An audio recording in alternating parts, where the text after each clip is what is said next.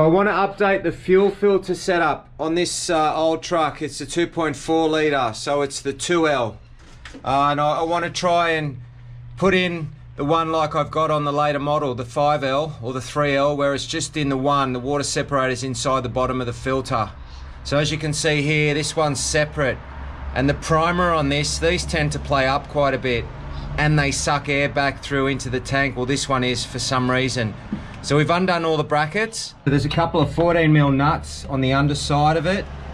So at the moment I've still got all my lines hooked up so that I'm not leaking diesel everywhere. So we'll split this filter setup off the bracket.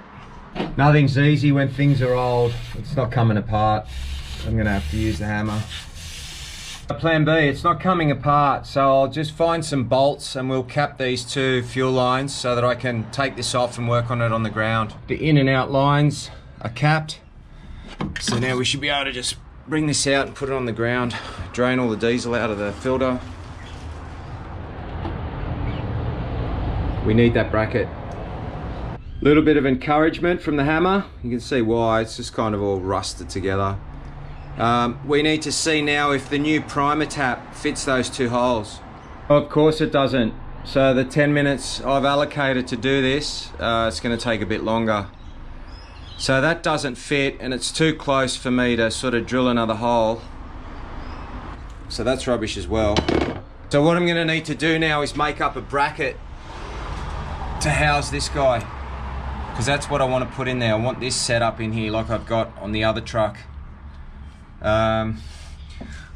Make up a bracket. I've got some aluminium here, some leftover from when we fixed up the car trailer.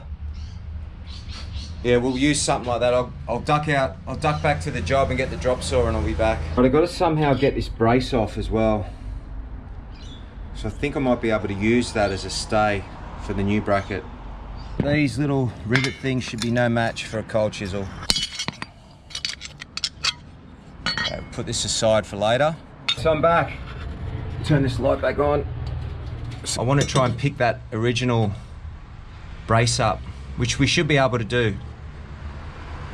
So we might bolt that up first so I know exactly where I want to sit that aluminium.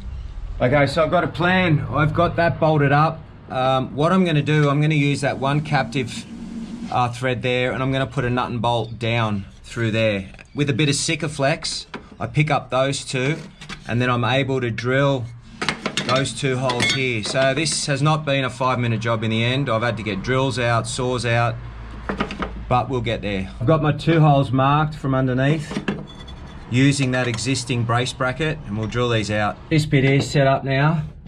And now I've got that brace coming through, the holes are drilled, so we just want to try and locate that one captive nut there. So if we measure top down and side in to that center, that'll give us the center of that hole, and we can mark this one from the bottom. Okay, got it. Yep, so that's the one that's going to have a bolt through it. Beautiful. So we have all the holes drilled. I've temporarily bolted the one into the firewall up just to check the other 3, because the other 3 are nuts and bolts, so that'll work through there. And this is going through the old brace bracket, so that's going to work out nice. So we'll fix this one off. I'll end up putting that bolt back in with a bigger washer just to pick up this corner. This one we'll just put the bolt back in it in case we ever need one day. But what I was just thinking also is that there would be much heavier than just a single filter, and that tap's quite light compared to what that setup is. So look, this truck's not going to do any desert runs. There's not going to be enough vibrations to break this bracket. What we'll do is we'll put a bead of Sikaflex in this corner, bolt it all up. I'll put that in to hold the corner and then we'll bolt this in and see what it does.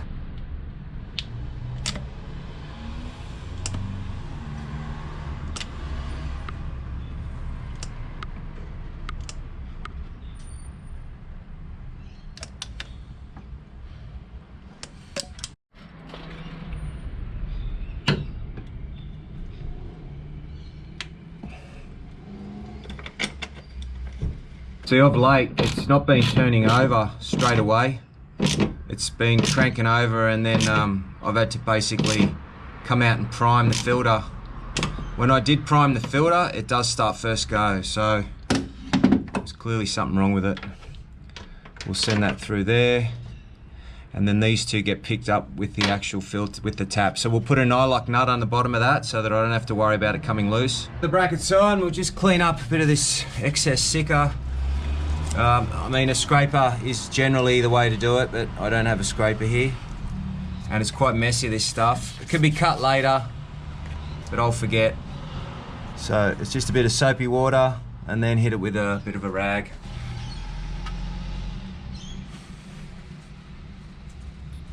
Another custom bracket. Too funny. I thought it would take 10 minutes this. I thought I could just unbolt and bolt up, but of course not.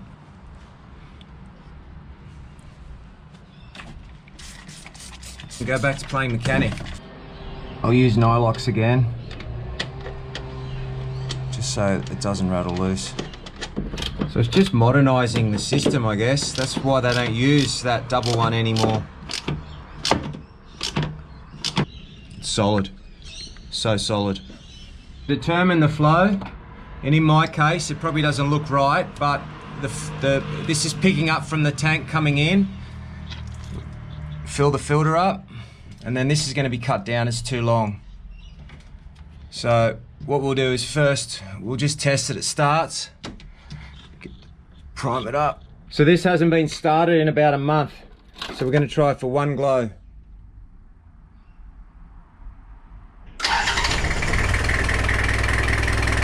Let's go. Purring like a kitten.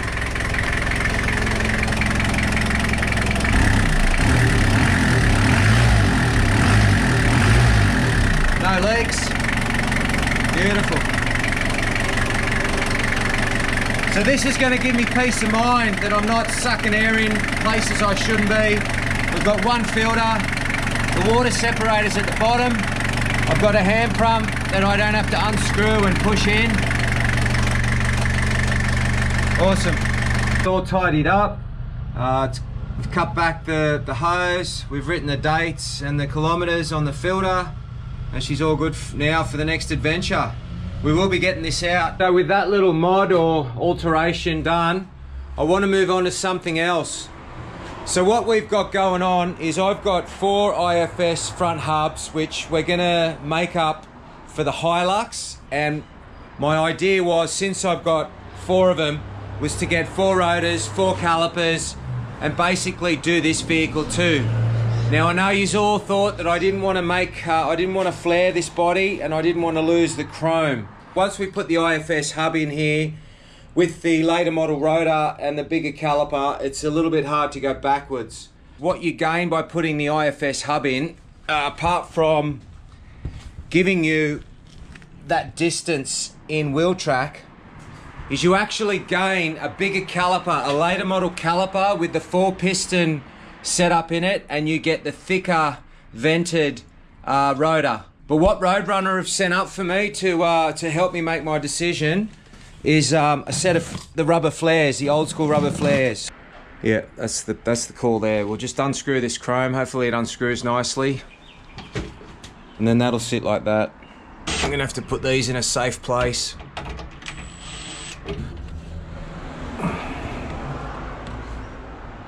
It's been polished. A bit of polish here, look at that. Bit of love. Let's cut the first one to length. We'll pre-drill with a 1/8 drill bit. Galvanized self-tapper. It's time to shape them. This one here will just round off into the bumper. This point here is normally a pinch point on the live axles, but because we're only running a 33 and we've moved the diff forward, we don't really get close to that. So I'm gaining probably 42 mil there. Now from memory, those front tyres were probably just sticking out past the guard. So I'm not sure if 50 is getting a bit greedy. Yeah, so that's a 38. Now with the 38s, unlike the 50s, you can use a 13/16 socket, which means you can use the bigger wheel nut. On the 50s, we used on the Bullet just lately, we had to get the smaller 3/4 inch nut for the 19mm socket to fit in the hole. So there's your 50mm. So this is where you needed the 3/4 inch and the socket, the 19mm socket. Now I've got my hubs locked in and I'm in low range, so I can properly tighten these up before I put the wheel on. Stance on the driver's side, bringing it out of the garage, it looks a lot meaner, doesn't it? It looks a lot wider. The other side, which I still haven't done, it looks a lot more narrow and skinny. I will have to move these mud flaps over, that's not a problem. The width of the tyre hasn't changed, so that'll cover the tyre. It just needs to move out the 40 odd mil. That looks pretty good. The black matches in with the bar work now a bit better too. I like the chrome, but the black doesn't look bad. So it might be an opportunity now to get them rims black. What do you think? I do have the black canopy as well. So I'm going to attempt to put this lid on by myself. So I've got it sitting up there, but I'm worried that when I pick the back up, it may slip off. So I've got a couple of bits of timber clamped to the rear bar to help any movement left to right. So the lid's back on. But what I've also done for this upcoming run is I've lowered the front. I've put a different set of leaf springs in the front end. I've left the rear as it was. We've taken the transfer gears out. There's no wrap bar, and with the transfer gears, just the torque in certain spots when we were climbing, I wrapped the back springs twice now. Just running the 4.5s. On the 33s, that'll be way sufficient. It'll be this solid axle example versus an IFS petrol auto. He's going to be running 529s and 33s also. So we're going to have a bit of a comparison. Going to be calling it the 33-inch challenge. So stay tuned for that. Next time the 4Runner features in a film, it'll be that run. Hope you enjoyed this, and as always, thanks for watching.